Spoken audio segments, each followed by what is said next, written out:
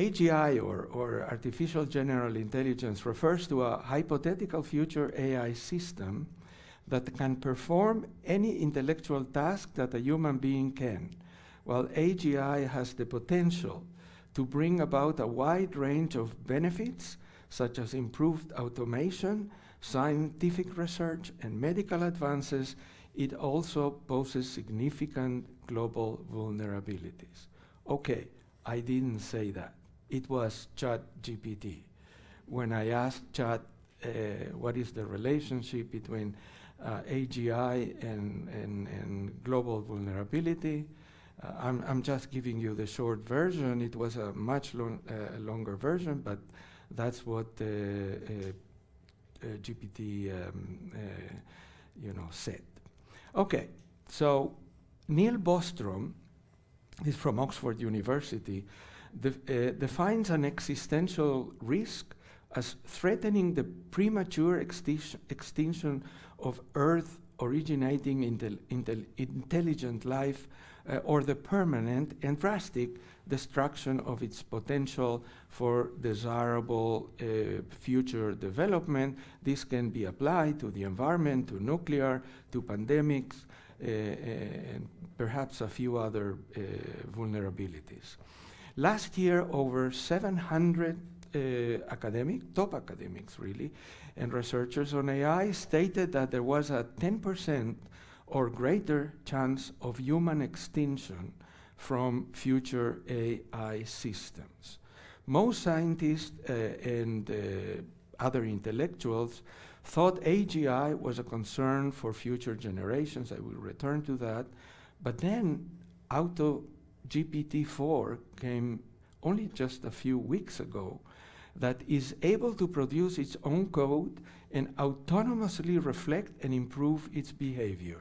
Just really, I think it was 2 weeks ago or something like that. And it changed these arguments about, oh, this will be in 100 years. It came like a bolt out of the blue. Some believe that AGI may not take more than 5 years.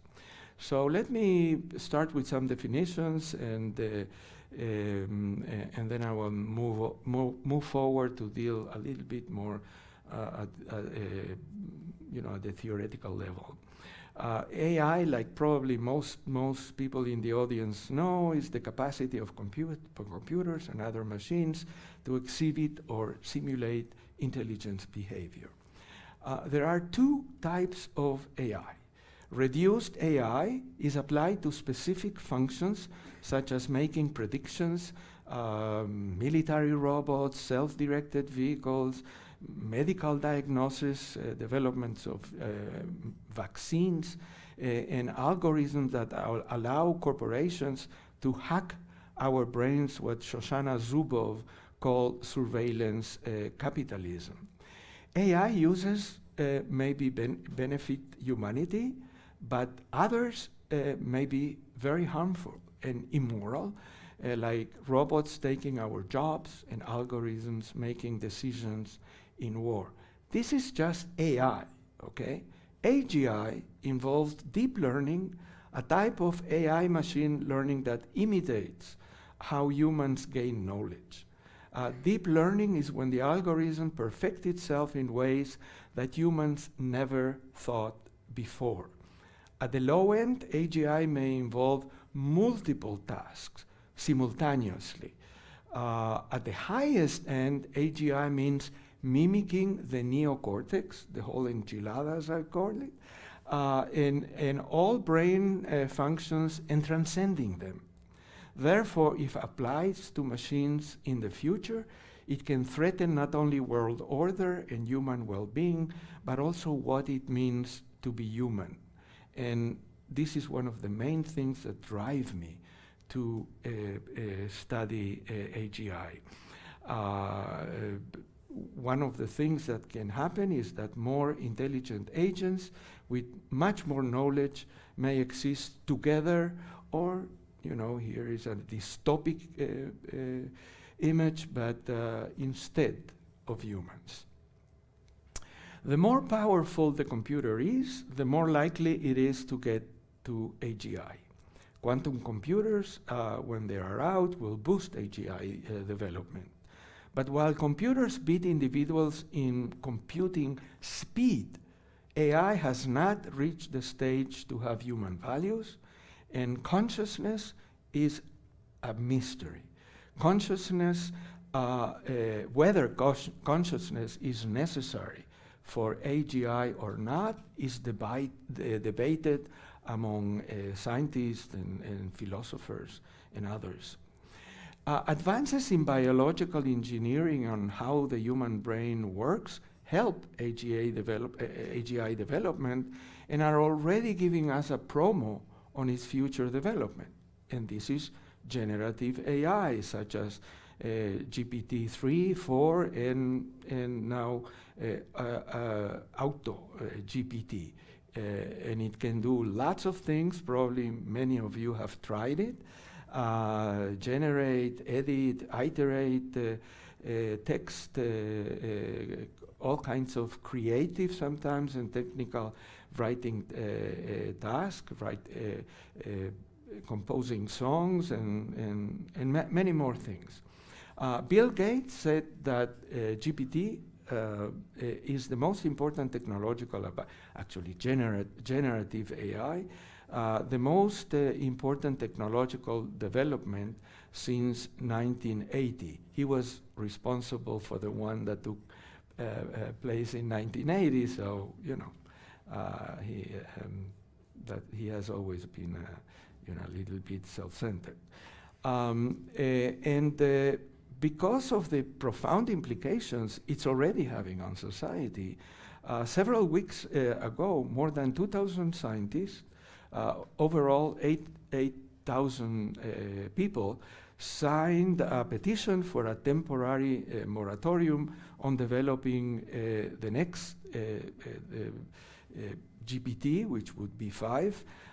It's only a moratorium of 6 months, but it is stopping the technology. I will say a few words about that. You know, this is, well, I'll say that something about it later. OpenAI chief executive Sam Altman, and I will return to him later, is uncertain whether transformative technology will help or destroy humanity. Thus, in its contracts with investors, for example, Microsoft, OpenAI reserves the right to shut down the technology anytime. But GPT are already changing what we mean by knowledge. Moreover, the development shows that even if AGI may take years, and this was very important for me to think about AGI, that it may come very suddenly. That is, nothing happens and people will say, no, this is for the future, and suddenly it's out of the bottle, and then it cannot be put back. But this is still not AGI. I emphasize this. The bottom line is that the human capacity to adapt to technology in the past can only be partly relevant when we get to AGI. Not necessarily to AI, but certainly to AGI. According to quite an old now, I would say, survey, 2014 of experts, there is a 50% chance of human-level machine intelligence will be reached by 2050. AGI R&D projects, this is the same survey, spread across 30 countries, many of which are based in major corporations and academic institutions, and which are large and heavily funded. Most projects are based in the US or US allies and are inactive on what they called safety issues, although this is now beginning to change. Recent data, much more recent, shows that the leading AI companies are moving to AGI more swiftly than anyone expected, especially because of the competition once OpenAI came out. So just to give you an idea, DeepMind, which was the first one, to invest, received 23 million in funding in 2012. But right now, at least 8 organizations have raised $20 billion of investment in 2023 and 11 billion in the last 3 months of this year.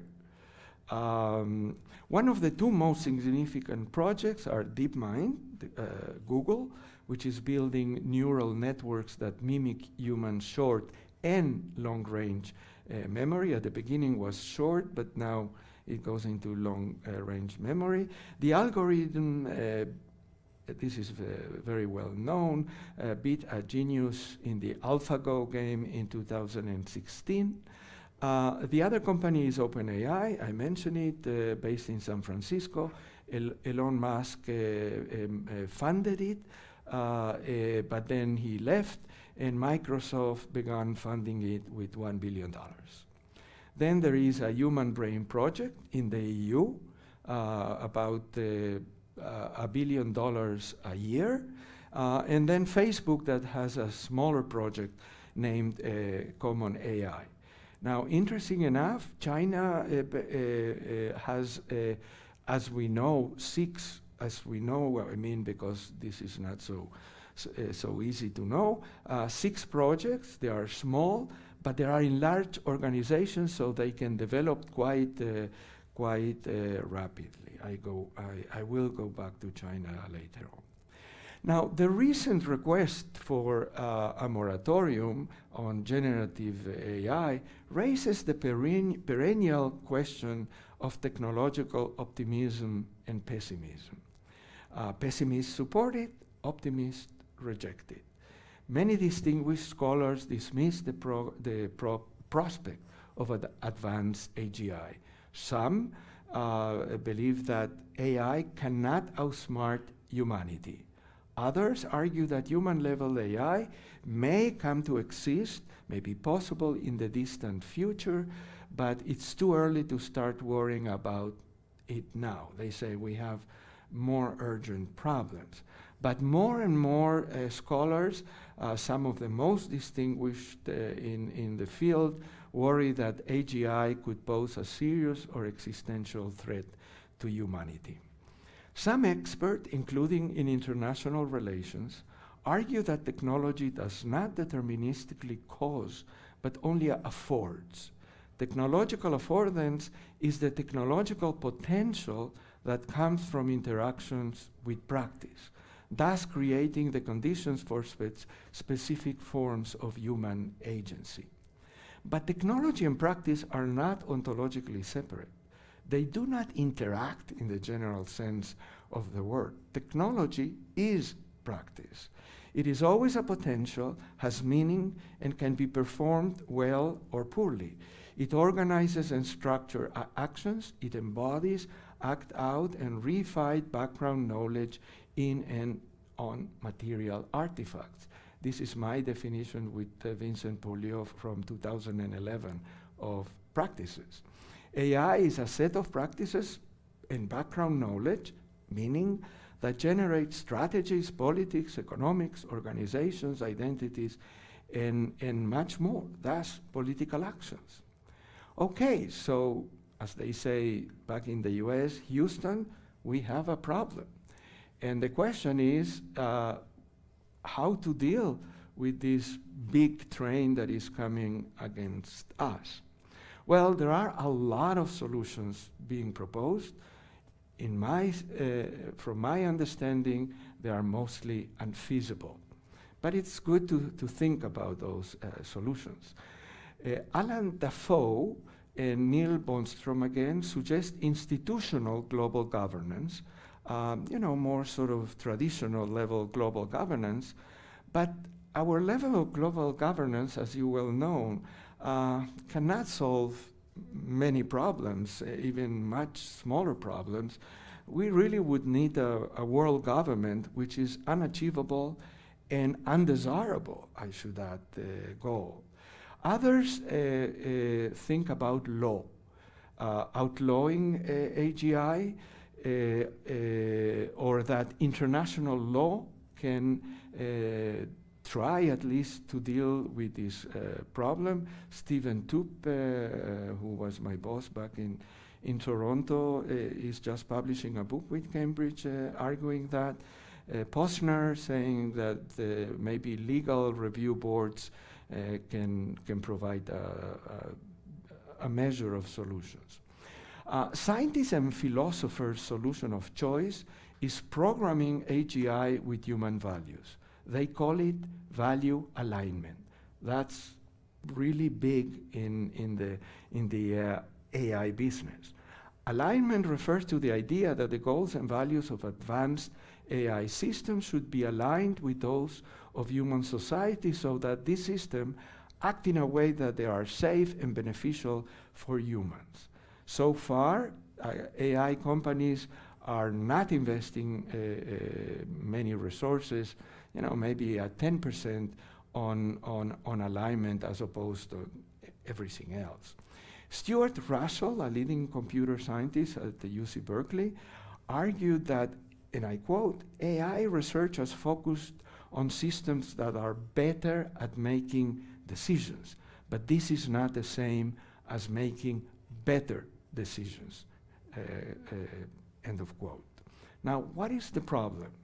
Well, anybody that took Paul 101 know what is the problem. That it first required alignment between humans. Whose values? The Russians, the Americans, the Europeans, or even inside, usually solutions that technologies think about, they are somewhat naive. That is, they depend on technology, but they are naive in politics. The same Bostrom, he also said that, wrote that when it will be developed, fully developed, we will need total surveillance. Why? Because at that time, 3 guys in a garage with a big supercomputer could master AGI and actually, let's say, kill 20% of world's population. But I wouldn't like to live in that world, or my kids, or etc. This will be, the medicine will kill the patient. Others say relinquish technology. It cannot happen. Altman from OpenAI, paraphrasing Robert Oppenheimer, one of American scientists developed the atomic bomb, said technology happens because it is possible. Eliezer Yudkowsky, an AI analyst, argues to promote aggressive world governance. Shut down the large computer farms where the most powerful AIs are refined, no exceptions for government and militaries, be less scared of shooting conflict between nations than of a moratorium being violated, be willing to destroy a rogue data center by an airstrike. He just, when he said be willing to go to war, he probably did not think about nuclear war because, again, the medication may kill the patient. Others think about catastrophe. They do that on environment as well. If a catastrophe occurs, people will see, will understand that this is a big problem. The problem is when the catastrophe occurs, it's too late. And then it's the price. Maybe 500 million people will be dead, or 1 billion people will be dead, or GMP will be down 50%, or something like that. I began thinking naively, in a sense, that, well, I should look for a different solution. How naive I was. And I wrote a chapter in a book, and I called the solution embedded globalism. And by that I meant that, in my view, there isn't global issues over here that require global cooperations and national interest over there. embedded globalism means embedding global issues, certainly like AGI, in state national interest. That is, that it is in the national interest and national security interest of states to deal with a global issue like AGI. But I think I know better, or at least I'm doubtful whether this can happen as long as the US and China keep competing to dominate the territorial space, and high-tech corporations dominate cyberspace for profit. Embedded globalism has little chance to succeed. Something needs to happen to trigger embedded globalism. But what? Enter communities of practice and cognitive evolution. They are not the solution, but only a catalyzer to possible solutions. Of all the options available, loosely following the principle I borrow from the law of the sea, UNCLOS, which I called human knowledge as the common heritage of humankind, I suggest that communities of practice and cognitive evolution should, but not necessarily may, help promote an AGI global policy. So let's go into communities of practice and collective learning or cognitive evolution. The definition I use of communities of practice is basically, it is based on Wenger, who wrote, at least for me, what is to be the Bible of communities of practice. I discovered Wenger already in 1998 when he published his famous book. But I just twisted around a little bit the definition.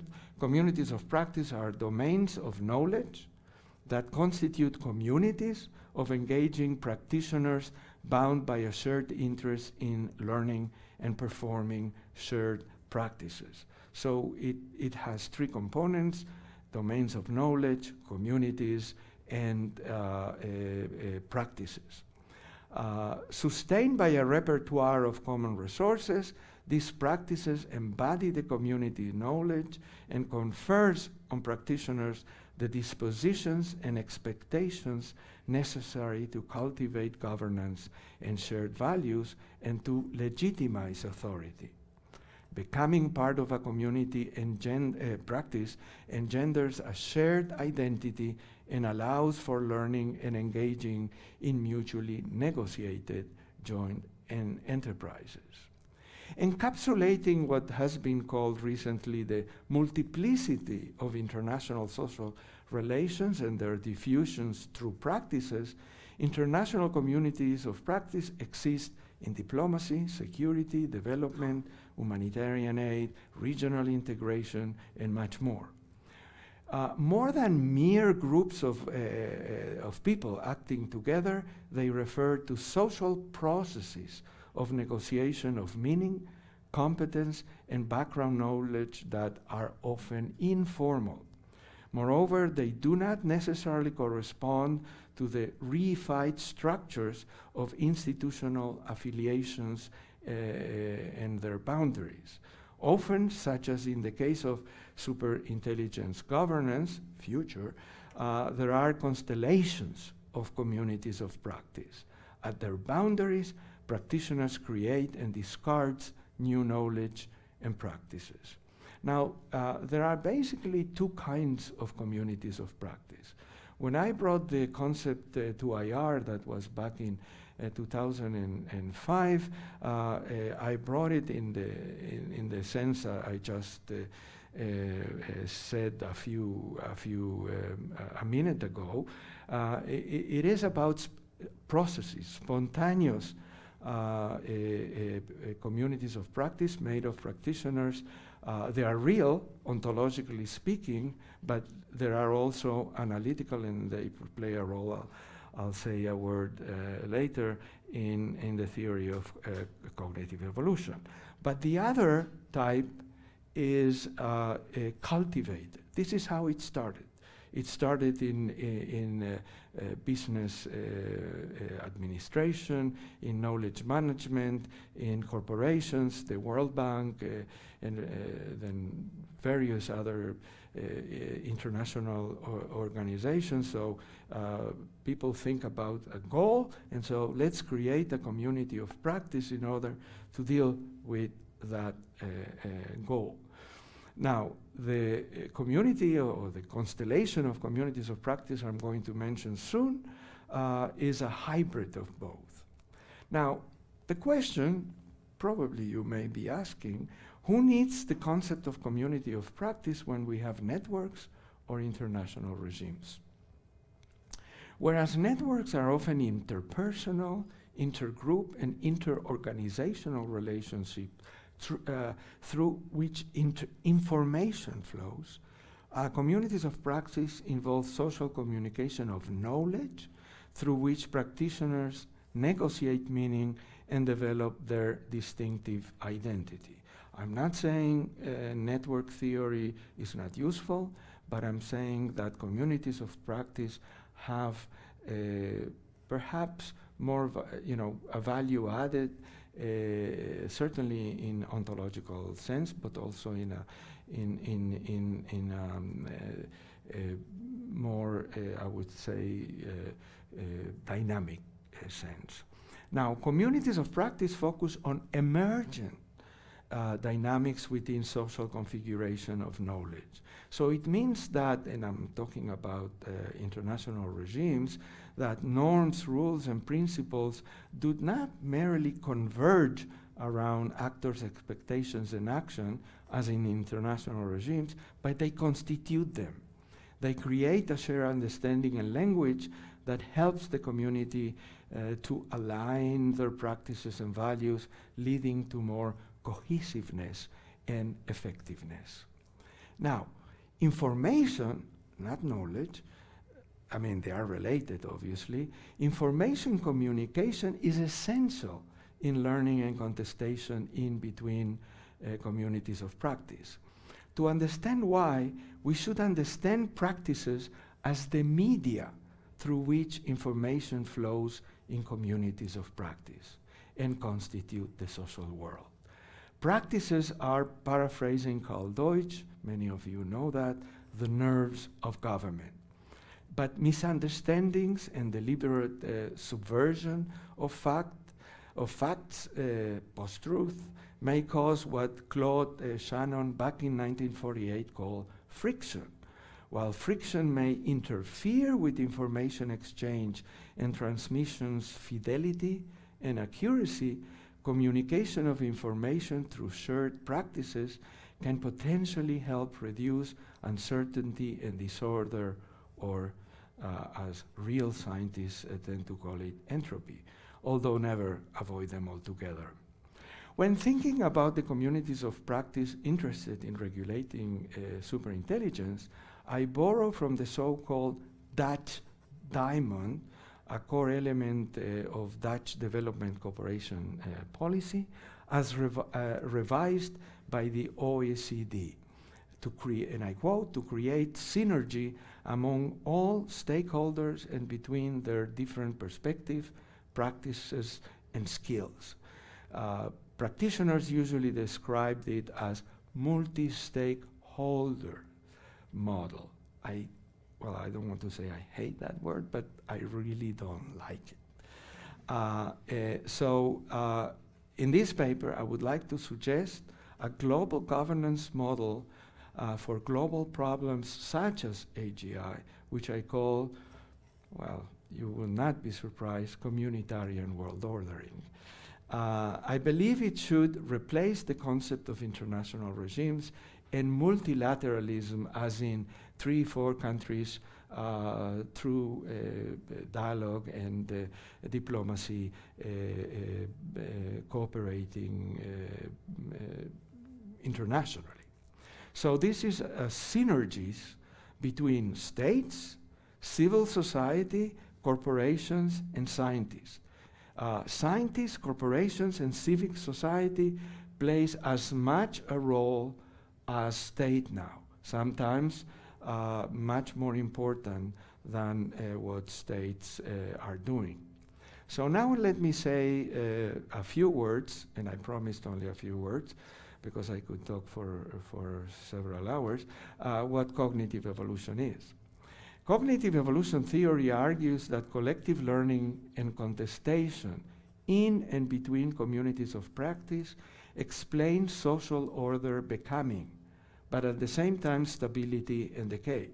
Social orders evolve when communities of practice, which are vehicles for practices and knowledge, are established and selectively retained, at which time the expectations and dispositions of their practitioners preferentially survive. This is, you know, the most I can synthesize the notion of the theory. The master mechanism is epistemic practical authority, or the capacity for practical meaning fixation. Epistemic practical authority, particularly when it rests on constitutive anchoring practices meaning core practices, they together constitute or change what makes the world hang together, making certain practices and knowledge stick and spread across communities and to new generations of practitioners. Cognitive evolution main processes are creative variation and selective retention processes. By creative variation, I mean the processes of innovation, experimentations that lead to the generation of new knowledge and practices or their transformation. Selective retention of innovation refers to processes of horizontal and vertical expansion of practices and knowledge. Horizontal expansions occur across physical, institutional, and functional boundaries by incorporating knowledge and practices into routines, organizations, and knowledge flows within and between communities of practice. And also in political entities, public policies, laws, and regulations. Vertical expansion refers to how new practitioners become qualified and become veteran practitioners. Okay. Now I'm moving to the empirical part, which I should say is quite preliminary. I know that many colleagues of mine say my work is preliminary after 20 years of being of working on this. This is the second time I give this paper, as I said, and I only did a few interviews. I gathered the material from in other ways, but I'm only at the beginning, okay? Now, the constellation of communities of practice attempting to control AGI, they attempt by conceiving creative practices by setting principles and standards. They also think about practices for monitoring AGI research worldwide by a global alert group, aligning AI to human values, I talked about that, enacting worldwide epistemic rights to protect our common humanity. I will come back to that at the end.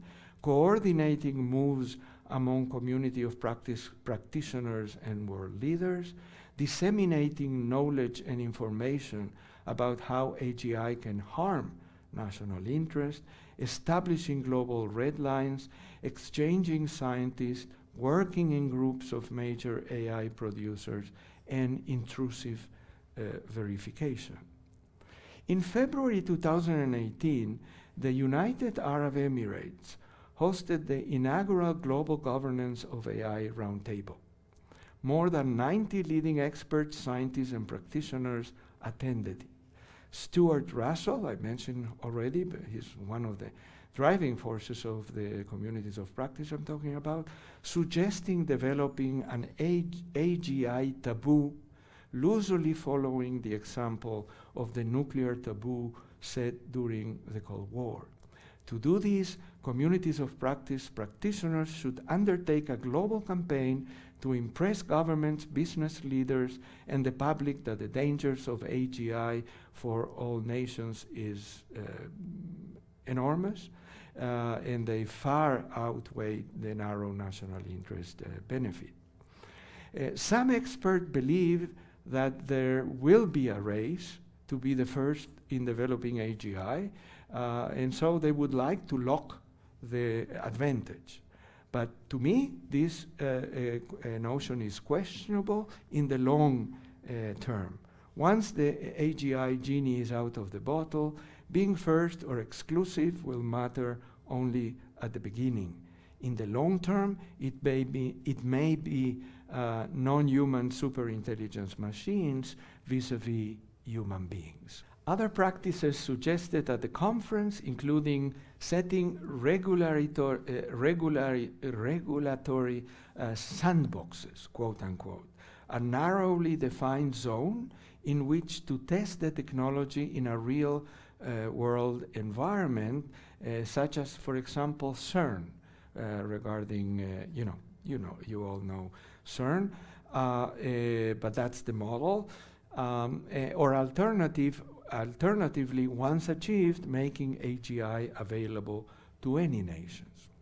The scientific community has been the front runner of the communities of practice to regulate and restrict AGI. One of the leaders, if not the pioneer, has been the Asilomar community, which became for some the shorthand for the responsibility of science.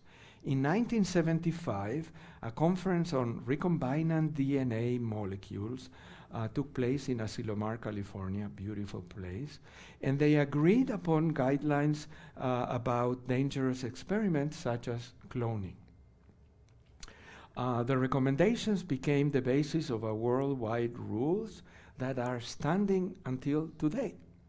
In 2017, Oxford Institute for the Future of Humanity organized a conference on beneficial AI at Asilomar, explicitly inviting comparison to the 1975 conference. More than 100 AI researchers from academia and industry, as well as economists, lawyers, ethicists, and philosophers participated in discussions to develop principles of beneficial AI. More than 3,800 AI researchers and others are signatories to date of the 23 AI principles arrived at by the conference. The state of California, for example, endorsed the Asilomar principles in 2018. Next in leading the community of practice is the OECD. Now, if you notice, I'm going around the diamond, the different elements of the 4 elements of the diamond. To remind you, states, scientists, business corporations or part of business corporations, and the public. So the next leader is the OECD. In May 2019, the OECD adopted the principles on AI as the first set of intergovernmental policy guidelines on AI, which included commitments to trustworthy human-centered AI. The principles were endorsed by the G20, which includes China and Russia, thus giving it an even broader international reach. Non-OECD countries also sign up to it, and in February 2020, the OECD launched the OECD AI Policy Observatory to help policymakers implement those principles that the OECD developed. Also, the OECD networks of experts on AI, One AI, a multidisciplinary and multi-stakeholder group, was set up to provide AI-specific policy advice and foster international cooperation. While the OECD lacks regulatory or legislative power on AI policy, it is a space for community of practice practitioners to influence global AI governance. Their epistemic practical authority borrows both from OECD institutional influence and its normative background knowledge and practice development.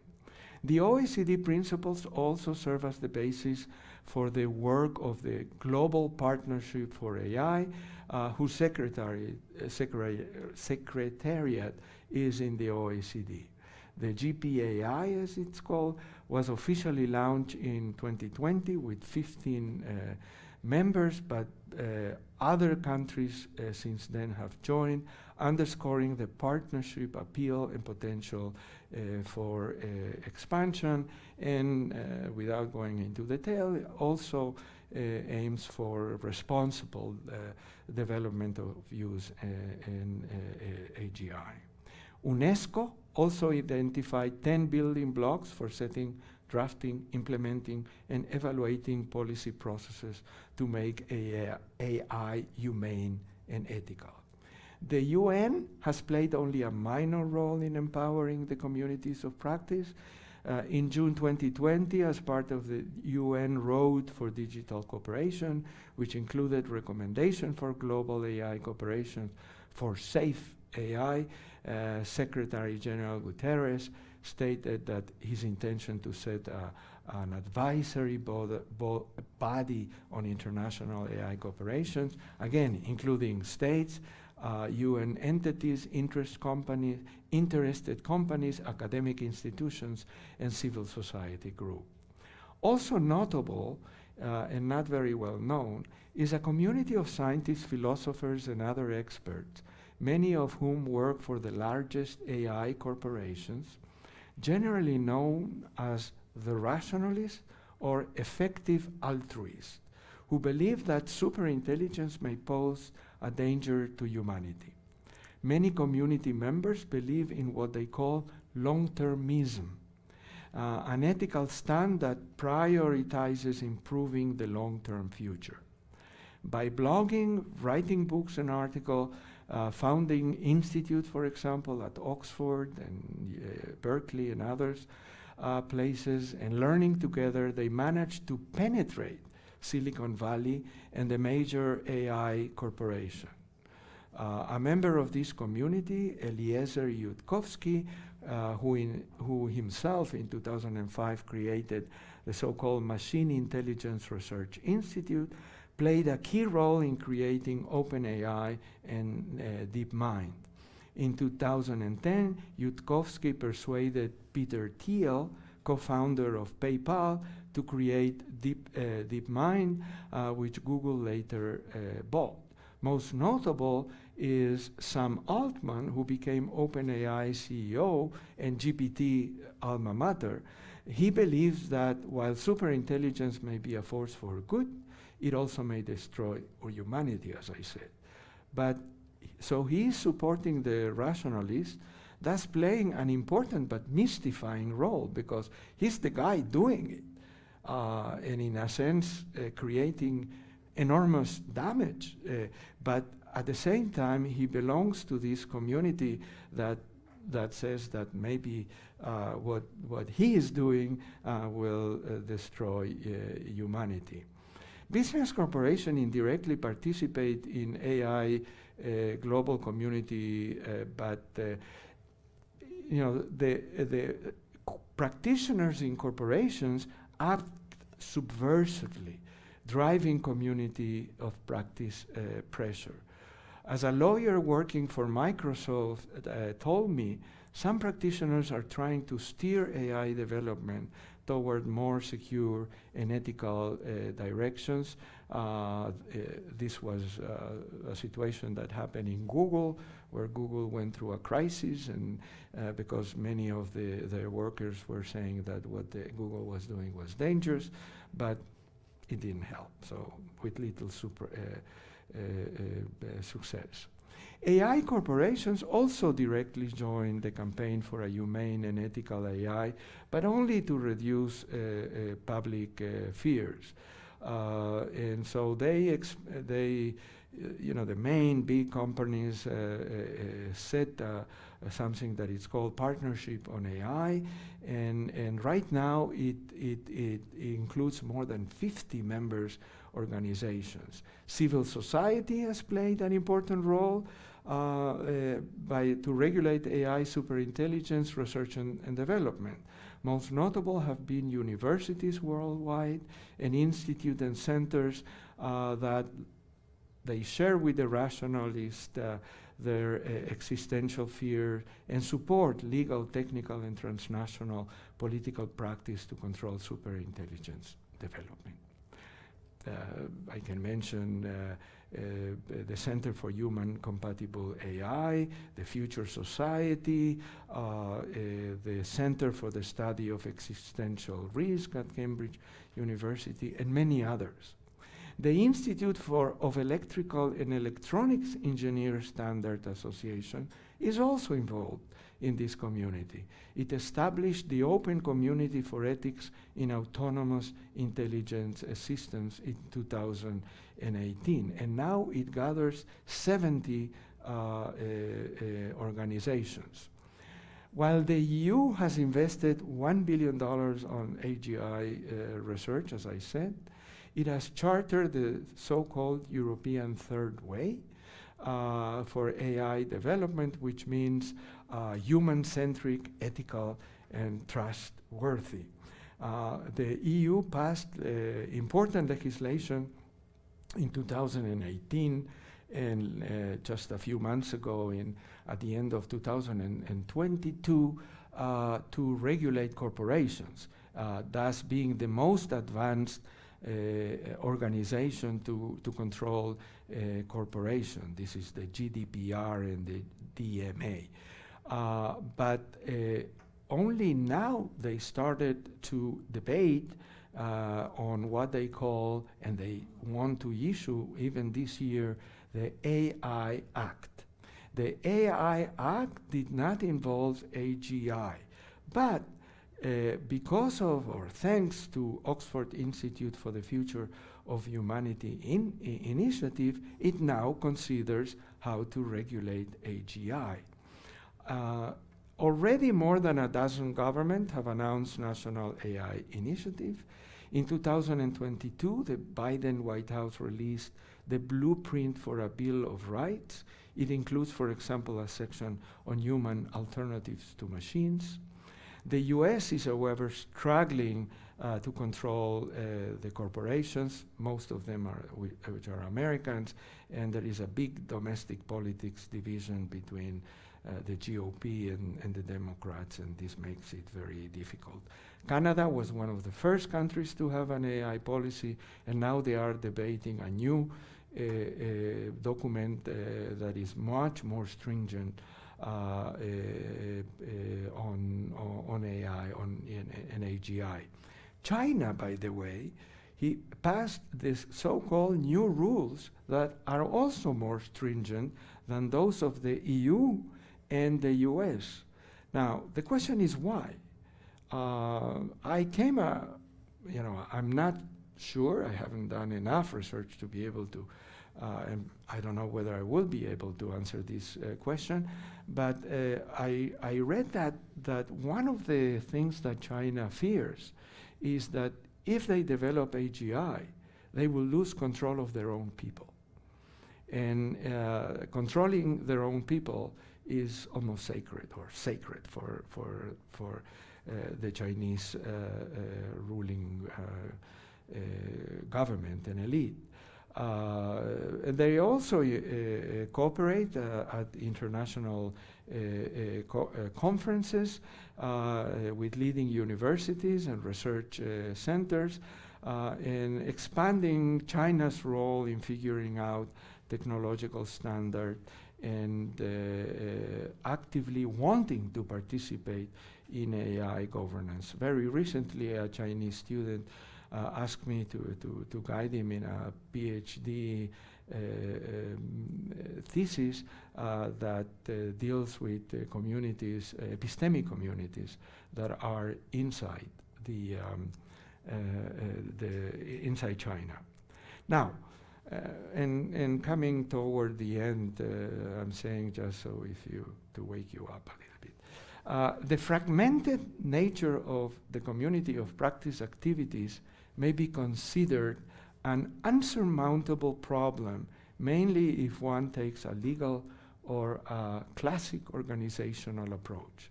But from a community of practice perspective, however, it is a blessing in disguise. Cognitive evolution and communities of practice actions depend on the epistemic distribution and the spread of new practices to control AGI among state, scientists, corporations, and civil society. Knowledge and information communications occurs mainly in and through training and practice. But the efforts of the community of practice to regulate AGI are only nascent.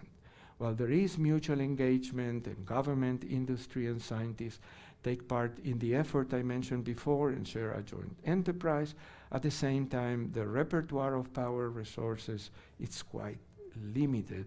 There is not enough alignment and coordination, and most important, state and corporations have most of the powers to do what they feel is in their economic and or security interest.